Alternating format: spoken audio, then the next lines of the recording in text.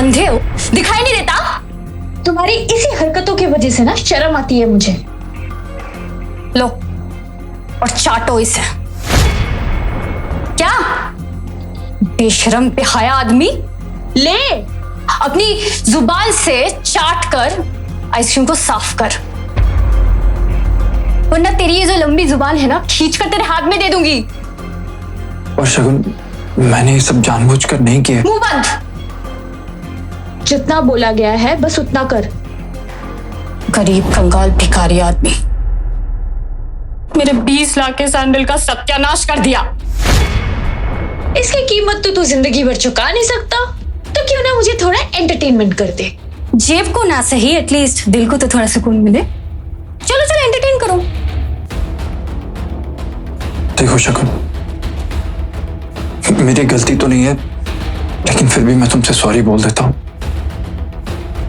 Please इस बार माफ कर दो। माफी तो आपको जीजा जी मेरे 2 शर्तों पर मिलेगी। या तो आप 20 लाख रुपया दे दो, या फिर अपनी जीभ से चाट कर मेरे सैंडल को साफ करो। 3 साल पहले अहान एक गरीब बेचारा बेसहारा लड़का था जो रोड पर भीख मांगकर अपना पेट पालता था। लेकिन एक दिन उसकी मुलाकात उस शहर के एक टॉप बिजनेसमैन शेखर गिल से हुई। Can you lend me 10 rupees? Keep this. Take it. No, sir. I just need 10 rupees. I want to eat some bread and biscuits. Just 10 rupees. Not 500. Please. Come. Sit in the car. I have something for you. Come.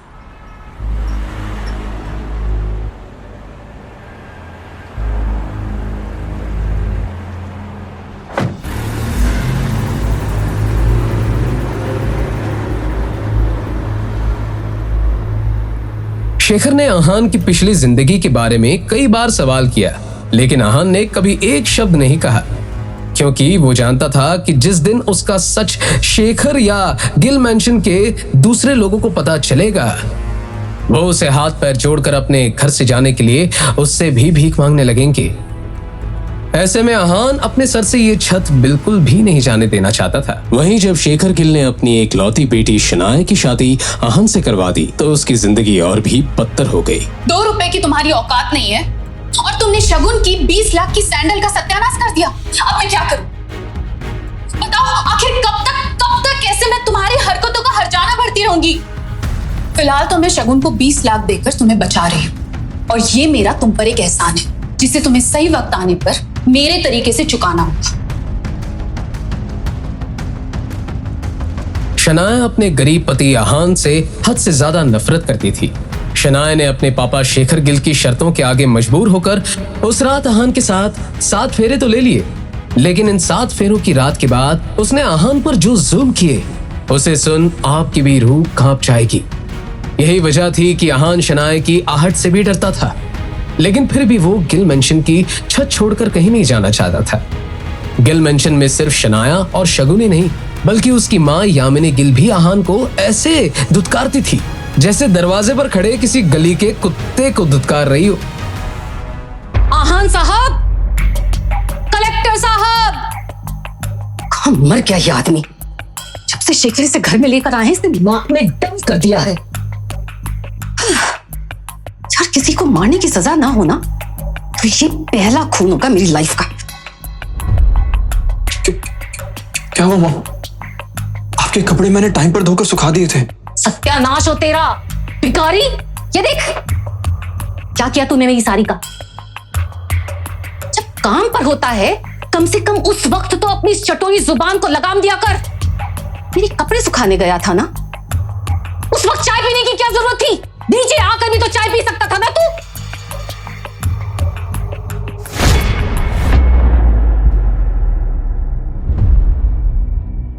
वो ma'am काम के चक्कर में कब वहीं भूल गया। Sorry mom. Sorry my foot.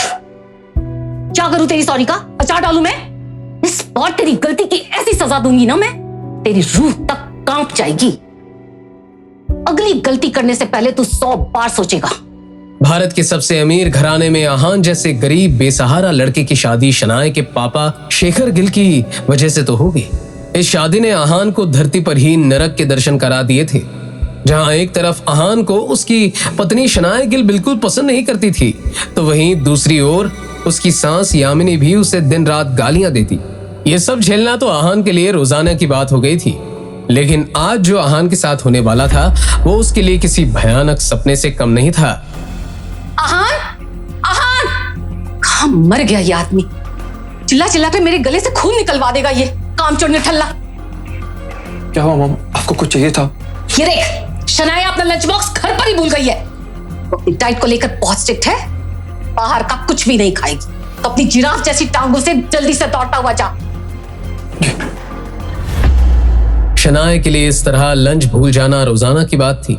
ऐसे में हमेशा की तरह आज भी आहान शनाए का लंच लेकर उसके ऑफिस पहुंचा, लेकिन तभी अंदर से आती हुई आवाज सुनकर वो शनाए के केबिन के बाहर ही रुक गया। शनाया, तुम अपने इस यूजलेस हस्बैंड को तलाक क्यों नहीं दे देती हो यार? जब तक आहान हमारे रास्ते से हटेगा नहीं, हमारी कहानी आगे कैसे बढ़ेगी?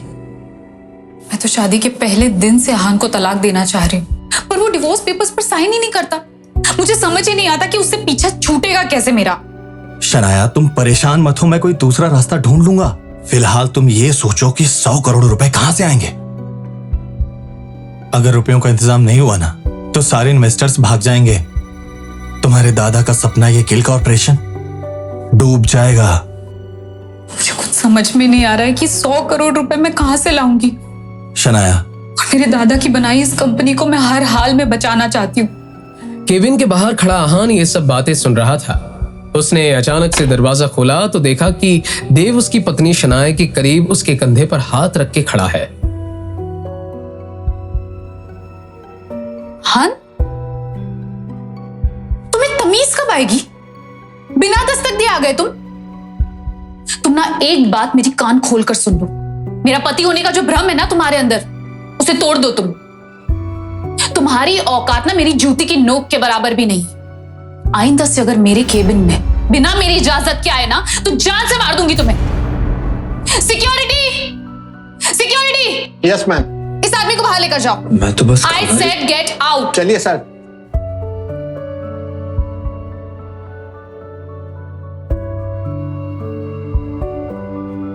हमेशा की तरह आहान आज भी शनाए के सामने सर झुकाकर बाहर निकल गया।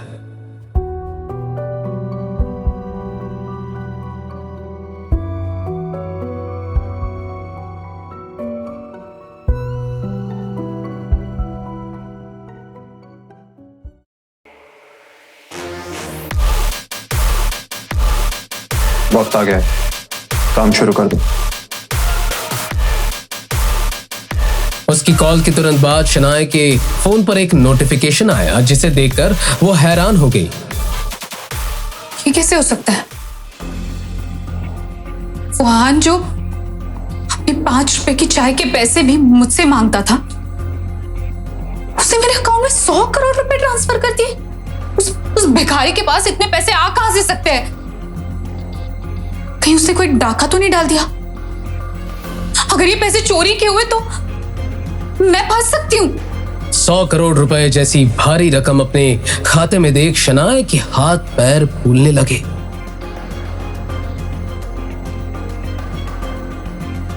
उसकी सेक्रेटरी केबिन के अंदर आई और शनाए के हाथ में एक लाल लिफाफा थमा दिया, जिसके ऊपर लिखा था आखिरी सलाम।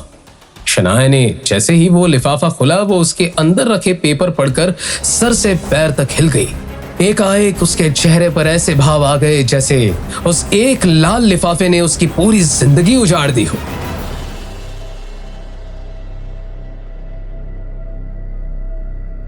एक तरफ तो शनाया इस बात से हैरान थी कि पिछले 3 सालों तक उसके टुकड़े पर पलने वाले आहान के पास अचानक से 100 करोड़ रुपए कहां से आए, तो वहीं दूसरी ओर वो लाल लिफाफा जिस पर आखिरी सलाम लिखा था, उसने तो शनाया के गुस्से को 7वें आसमान पर पहुंचा दिया। सोचो शनाया, सोचो कि इस भिखारी के पास 100 करोड़ कहां से आ गए।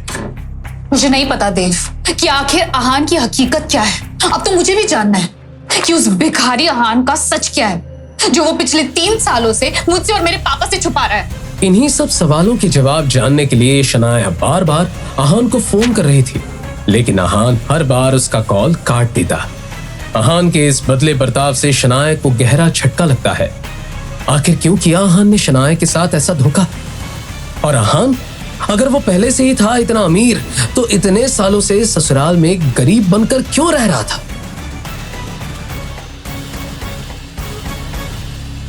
क्या वो शनाया को किसी जाल में फंसाना चाहता था, या इससे भी बड़ा है उसका मकसद?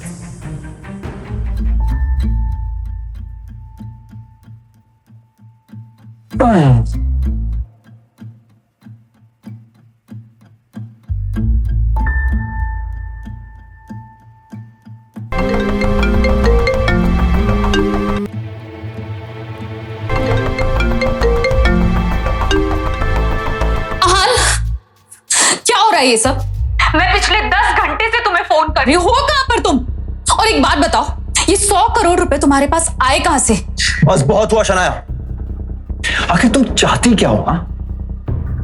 तुम्हें डाइवोर्स पेपर्स चाहिए थे, मैंने दे दिए। तुम्हें 100 करोड़ रुपए चाहिए थे, मैंने वो भी भेज दिए। और क्या चाहती हो तुम? आखिर बार बार फोन करने का मतलब क्या है? You know what? मुझे नहीं लगता कि अब हमारे बीच ऐसा कोई भी रिश्ता हो सकता है जिस नाते तुम मुझसे बात करो, क्योंकि पहले तुम मेरी शक्ल नहीं देखना चाहती थी और अब मैं तुम्हारी। So leave. आज तक शनाया के तीखे तेवर देख आहान कांपता था, लेकिन आज पहली बार था जब आहान का रौबदार पलटवार देख शनाया कांपने लगी थी। लेकिन आहान, पहले तो तुम रिश्ता निभा रहे थे ना, तो एक रात में ऐसा क्या बदल गया?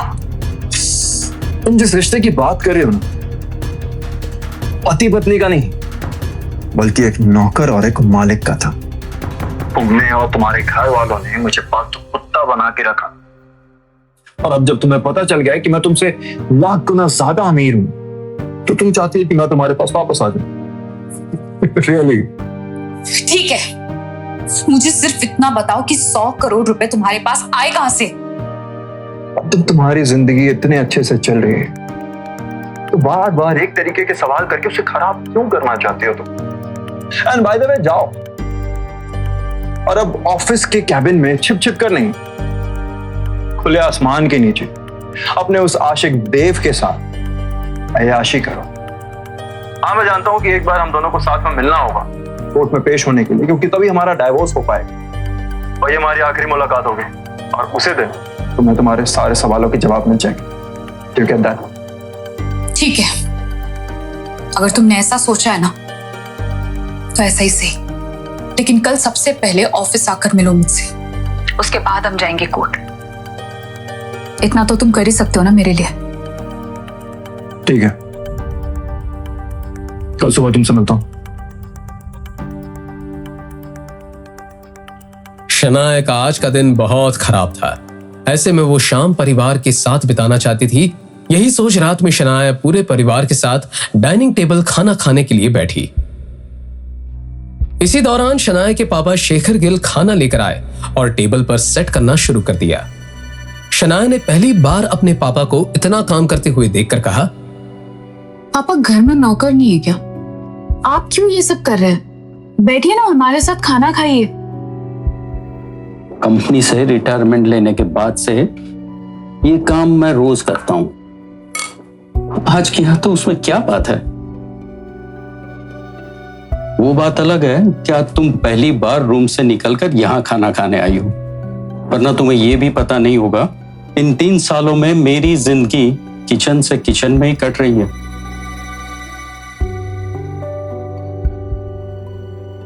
क्या चाहते हो? बेटी के सामने ऐसी बातें क्यों कर रहे हो? क्या हमने तुमसे कहा है किचन में रहने के लिए पूरा दिन? अपनी मर्जी से पूरे दिन किचन में रहते हो और खाना बनाते रहते हो। जिस तरह से आहान घर में नौकरों की तरह काम करता था, उसी तरह शेखर गिल को भी शनाया की मां यामिनी ने घर का नौकर बना रखा था। ऐसे में पूरे घर के लिए खाना बनाने की जिम्मेदारी उन्हीं की थी। लेकिन आज अचानक से आहान के चले जाने से शेखर को गहरा सदमा लगा था, जिसके कारण वो चुप नहीं रह सकते थे।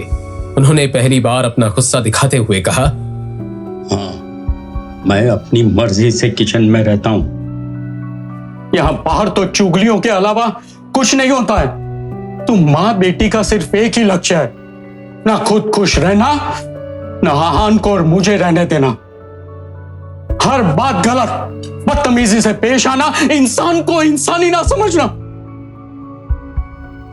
यहां हर कोई आहान को गालियां देता रहता है या उसे जलील करने का मौका तलाश करता है। मेरे रिटायरमेंट के बाद मेरी एकलौती बेटी, वो भी मेरी नहीं रही। उसे भी अपने बाप से ज्यादा अपनी कंपनी में समय बिताना अच्छा लगता है। एक लंबे समय बाद अपनी बेटी शनाया से बात करते हुए शेखर गिल के अचानक आंसू निकल गए और वो रोते हुए सीधा किचन की तरफ चले गए। ये सब क्या चल रहा है? आप दोनों पापा के साथ ऐसा व्यवहार क्यों कर रहे हैं? उन्हें चैन से क्यों नहीं जीने देते? तुम कब से मर्दों के बारे में इतना सोचने लगी? और तुमने तो खुद अपने पति को अपना नौकर बना के रखा था ना? क्या उस वक्त तुम्हें बात याद नहीं आई? आहान और मेरी शादी जोर जबरदस्ती से हुई थी। ना ही आहान इस शादी से खुश था और ना ही मैं। और वो जो कुछ भी मेरे लिए करता था सब अपनी मर्जी से करता था। मैंने उसे कभी मेरा नौकर बनने के लिए नहीं कहा। वो तो माँ ही उसे जबरदस्ती टिफिन देकर मेरे ऑफिस भेज देती थी। शाम तक जब मैं आती थी वो खुद ही मेरा कमरा साफ कर देता था। आप लोगों की तरह मैंने उस पर कभी भी काम नहीं थोपा। ये कहकर शनाया ने अपनी प्लेट्स उठाई और अपने पापा से मिलने किचन में चले गई, जिन्होंने इतनी मेहनत से खाना बनाया था।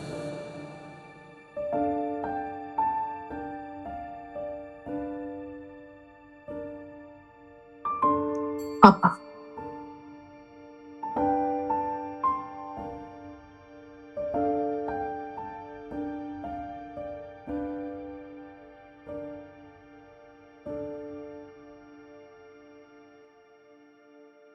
सॉरी पापा। ऑफिस के काम और तमाम चीजों में ना मुझे याद ही नहीं रहा कि मैं आपको भूल गई। मुझे माफ कर दीजिए पापा। और हम साथ में खाना खाएंगे। एक अरसे बाद बेटी को अपने पास इस तरह बैठे देख शेखर गिल की आंखें फिर से नम हो गई।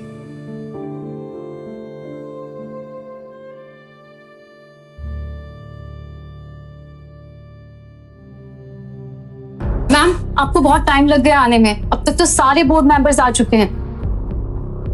और वो देव सर, वो तो सबको आपके खिलाफ भड़का रहे हैं। सारे बोर्ड मेंबर्स? शनाया को एक झटके में देव की पूरी चाल समझ में आ गई। वो समझ गई थी कि जरूर देव के हाथ वो लाल लिफाफा लग गया है। ऐसे में उसने एक सेकंड नहीं गवाया और सीधा देव के पास पहुंच गई।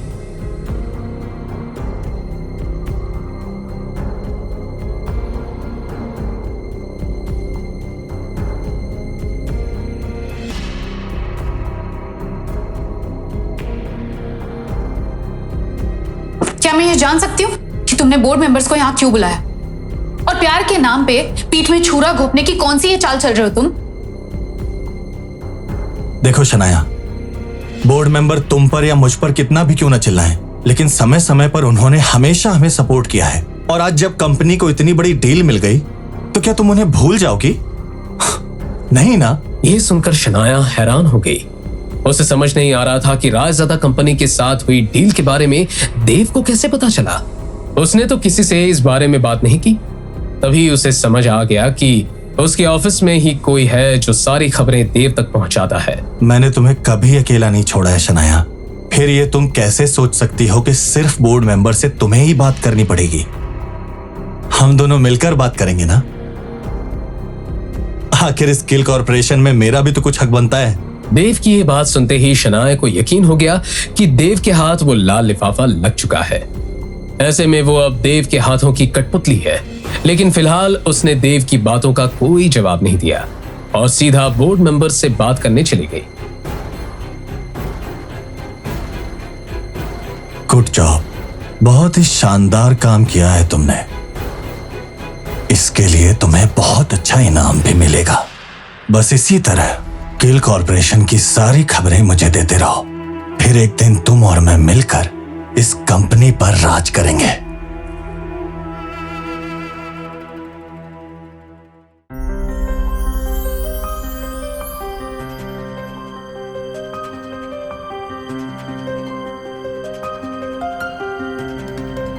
जहां एक ओर गिल कंपनी में ये सारा तमाशा चल रहा था, तो दूसरी ओर अहान एक लेविश मेंशन में अपनी नई जिंदगी के मजे ले रहा था। उसे अपने फोन का भी होश नहीं था। उसका फोन बिस्तर के नीचे पड़ा हुआ था और काफी देर से बजते बजते स्विच ऑफ हो गया था। 3 सालों की मदहोशी के बाद वो ऐसे नींद के गहरे आगोश में था जहां उसे सब सपना लग रहा था।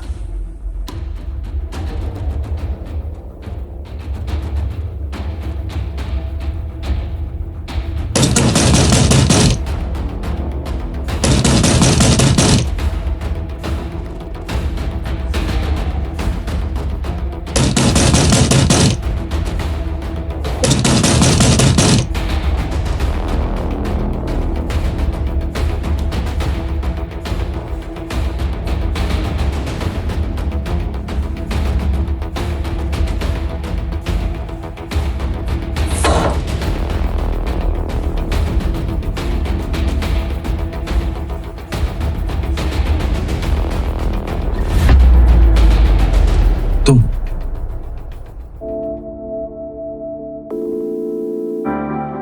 My darling baby, long time no see.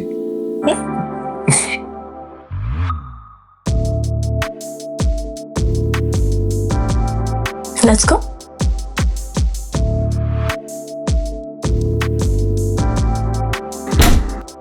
उस परिवार में मुझे तुम्हारे अलावा किसी पर भरोसा ही नहीं था, और तुमने भी इन 3 सालों में मुझे एक बार कांटेक्ट करने की कोशिश नहीं की।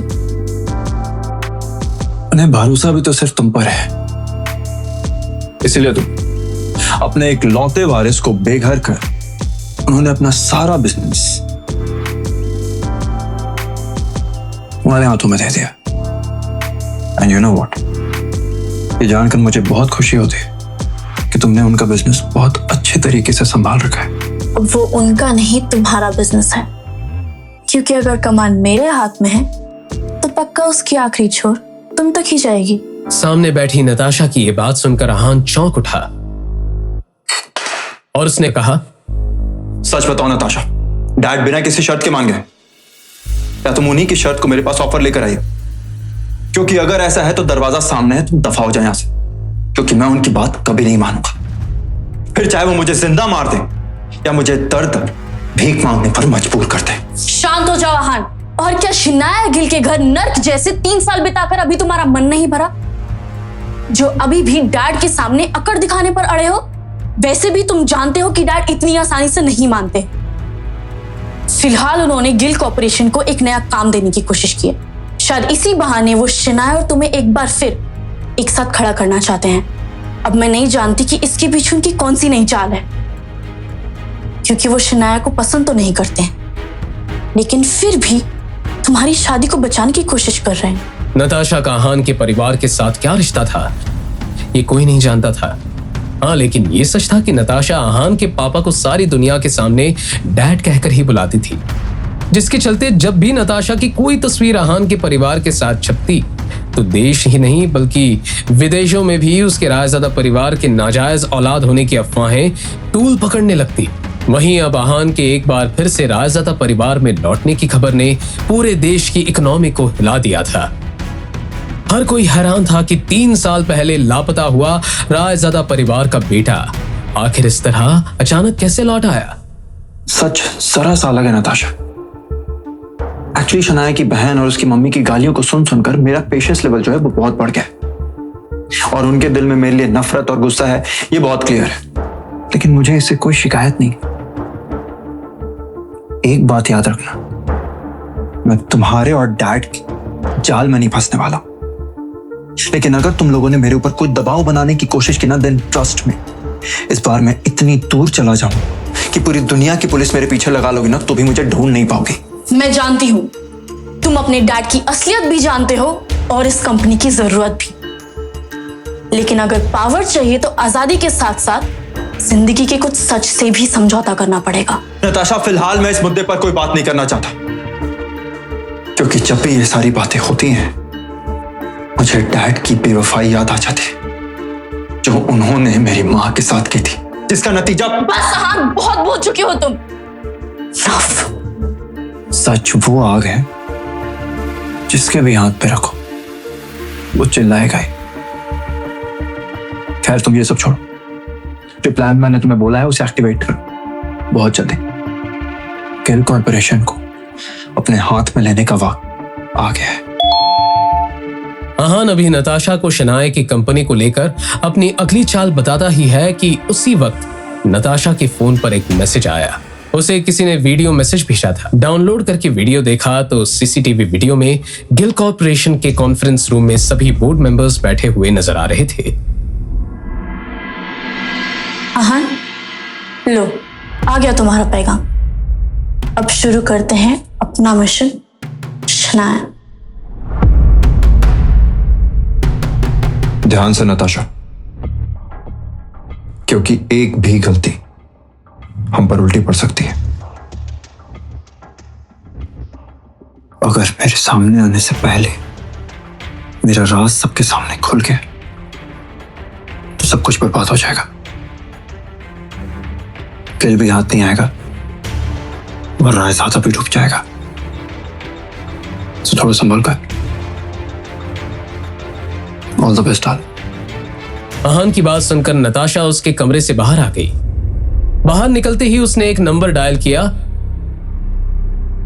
तभी उसका असिस्टेंट दौड़ता हुआ आया और एक फाइल उसे दी। इस फाइल में पूरी रिपोर्ट प्रूफ के साथ है। आहान पर हुए एक एक जुल्म का बदला लूंगी। जी मैम, अगर वो लोग इस डील से नहीं माने तो उनके खिलाफ किए हुए सारे कामों की चार्जशीट है इसमें, जिसे हम हुक्म की तरह उनके सामने पेश कर सकते हैं। गुड जॉब, इसका तुम्हें रिवॉर्ड मिलेगा। नताशा ने फाइल देखते हुए शैतानी मुस्कुराहट के साथ कहा, शनाया, जुल्म है जितने दिन और रात के, लूंगी बदले सब गिन गिन के। मेरा भाई अच्छा इंसान है, लेकिन इंसानियत तो मैं सिखाऊंगी तुम लोगों को। तुमने और तुम्हारी फैमिली ने जो कुछ भी किया है मेरे भाई के साथ, उसका हिसाब देने के लिए तैयार रहो। नताशा के निकलने के करीब 1 घंटे बाद आहान के फोन पर नताशा का मैसेज आया, जिसे देखकर आहान जोर जोर से हंसने लगा।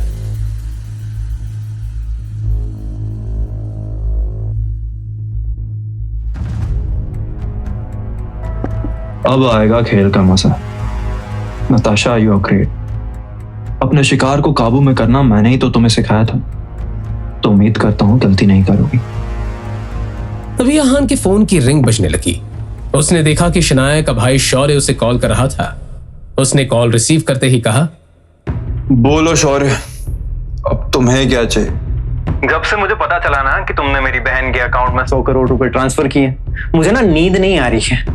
तुम तो बहुत गरीब थे ना, कहीं आना जाना हो तो 50-50 रुपए के लिए मेरी दीदी से गिड़गिड़ा के भीख मांगते थे। प्लीज मुझे ना एक बात बताओ, तुम पहले ही इतने अमीर थे या कोई लॉटरी वॉटरी का टिकट लगाए भाई? देखो, मैं तुम्हें एक राज की बात बताने वाला हूं, लेकिन प्लीज तुम किसी से शेयर मत करना, ओके? दरअसल देव तुम्हारा जीजा बनना चाहता है और मैं उसके रास्ते की रुकावट बन रहा था। तो मेरे और देव के बीच में एक डील हुई, और डील ये थी कि वो मुझे 100 करोड़ रुपए देगा और बदले में मुझे उसका एक छोटा सा काम करना होगा और तुम्हारी बहन के डाइवोर्स पेपर साइन करने होंगे। तो मैंने उसका वो छोटा सा काम कर दिया और तुम्हारी बहन के अकाउंट में 100 करोड़ रुपए ट्रांसफर कर दे और डाइवोर्स पेपर्स पे साइन करके चुपचाप यहां पे आ गया। हेलो, सुन लिया ना? अब फोन करके डिस्टर्ब मत करना।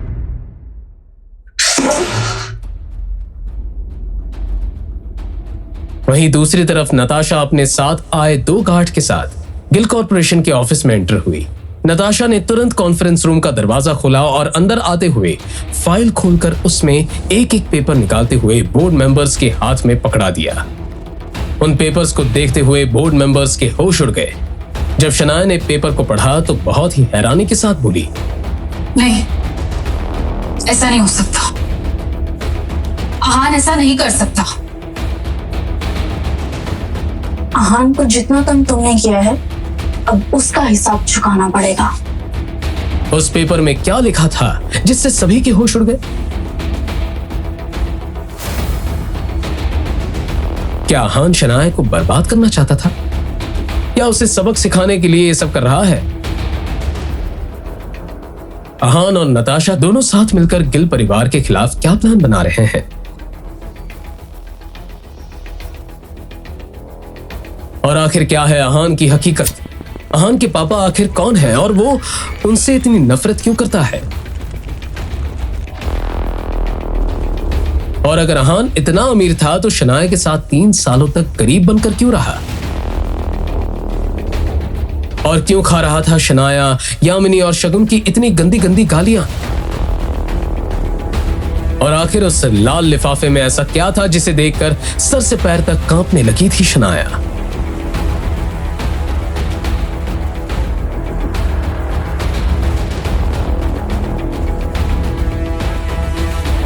शनाया, अब तुम्हारी बारी। इन सवालों ने इंडिया से लेकर अमेरिका तक सभी की नींदें उड़ा रखी हैं। इसके लिए नीचे दिए इंस्टॉल बटन पर क्लिक करके अभी डाउनलोड कीजिए पॉकेट एफएम और सुनिए रोंगटे खड़े कर देने वाली ऑडियो सीरीज सीक्रेट अमीरजादा, वो भी बिल्कुल फ्री।